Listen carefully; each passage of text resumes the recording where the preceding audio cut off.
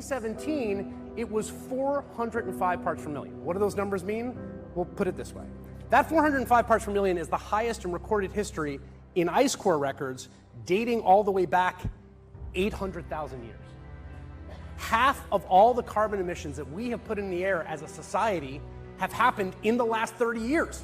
In 2018, the UN scientists issued a report, and they basically said, we have to get on this problem. If we'd gotten on it earlier, it would have been easy. If we started in 1979, we could have cut a little bit every year, or if we started in 1989 or 1999, but we didn't, and now we're here. That's the project we've been tasked with by the Earth that we inhabit.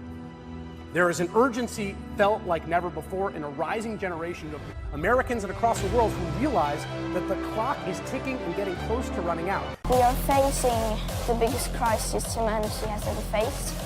If your house is on fire, you don't sit down and talk.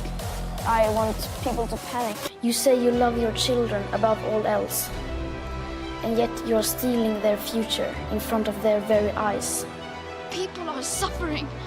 People are dying. Entire ecosystems are collapsing. We are in the beginning of a mass extinction, and all you can talk about is money and fairy tales of eternal economic growth. For more than 30 years, the science has been crystal clear. How dare you continue to look away and come here saying that you're doing enough when the politics and solutions needed are still nowhere in sight. You pretend that this can be solved with just business as usual and some technical solutions. We are dealing with what the scientific community tells us is the great crisis facing our planet and facing humanity, climate change.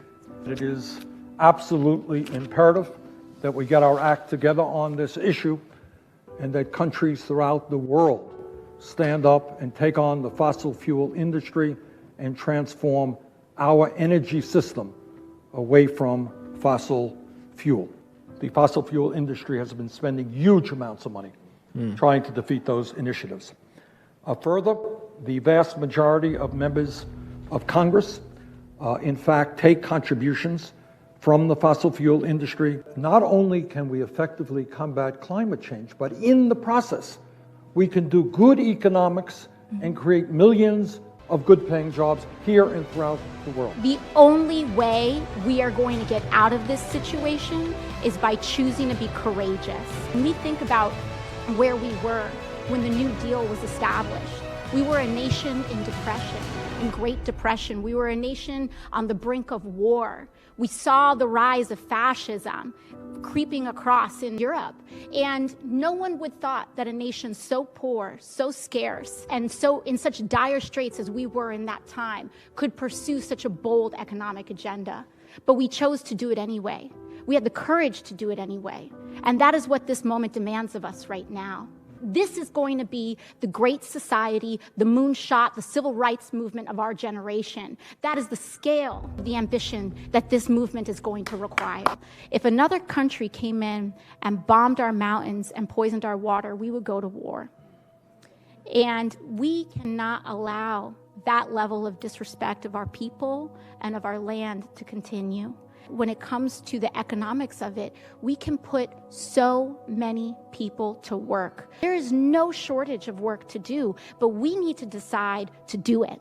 The good news is that we're not starting from scratch. There's a lot of work that has already been done, but it needs to be consolidated and brought under the tent of a Green New Deal. When we try to solve this issue piecemeal, we are not going to get it solved in time. To think that we have time is such a privileged and removed from reality attitude that we cannot tolerate. The world is waking up, and change is coming whether you like it or not.